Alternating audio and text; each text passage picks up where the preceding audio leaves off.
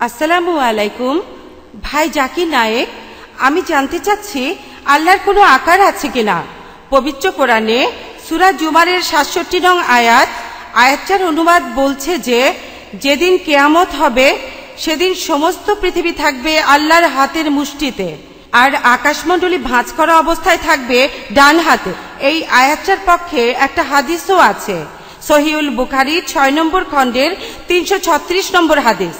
আমরা কি আল্লাহর আকার কল্পনা করতে পারি? বোন, আপনি সূরা জুমারের একটি আয়াতের কথা বললেন, ঠিকই বলেছেন যে কোরআনে আছে যে কিয়ামতের দিন আল্লাহ সুবহানাহু ওয়া তাআলার হাতের মুঠোতে পৃথিবী থাকবে। কোরআনের অনেক আয়াতে এমনটা আছে। তবে যদি আমার লেকচার শুনে থাকেন তাহলে এই চাবিকাঠির কথা আপনি শুনেছেন। চাবি, এই ধারণার চাবিকাঠিটা হলো পবিত্র কোরআনের সূরা শুরার 11 নম্বর আয়াতে বলা হয়েছে, লাইসা কামিসলিহি শাই, আল্লাহর অনুরূপ কোনো কিছু নেই। যদি কোরআন বলে আল্লাহর হাত আছে, লোকে আমাকে বলে যে কোরআনে আছে আল্লাহ আকাশটা ধরে আছেন, তার মানে কি এইভাবে ধরে আছেন? যদি আমি বলি আমি আমার পরিবারের সবাইকে ধরে আছি, তার মানে কি 24 ঘন্টা স্ত্রী আর ছেলে মেয়েদের এভাবে ধরে রেখেছি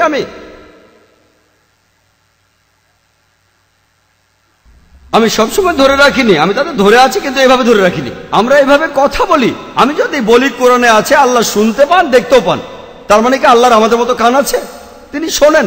কিভাবে শোনেন? আল্লাহ মালুম, আল্লাহ জানেন। আল্লাহর হাত আছে, তবে আমাদের মতো নয়।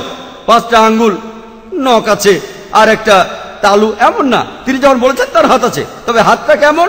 ওয়ালাম ইয়াকুল্লাহু কুফুয়ান আহাদ, তাহার সমতুল্য কেউ নাই। কিভাবে তিনি সেগুলো করবেন আল্লাহ মালুম। তিনি অবশ্যই সেগুলো করবেন। কোরআন যখন বলছে ডান হাত দিয়ে ধরবেন, অবশ্যই তিনি ডান হাত দিয়ে ধরবেন। সেটা কিভাবে করবেন সেটা আমি জানি না। কিয়ামতের দিন ইনশাআল্লাহ আমরা সেটা দেখতে পাবো।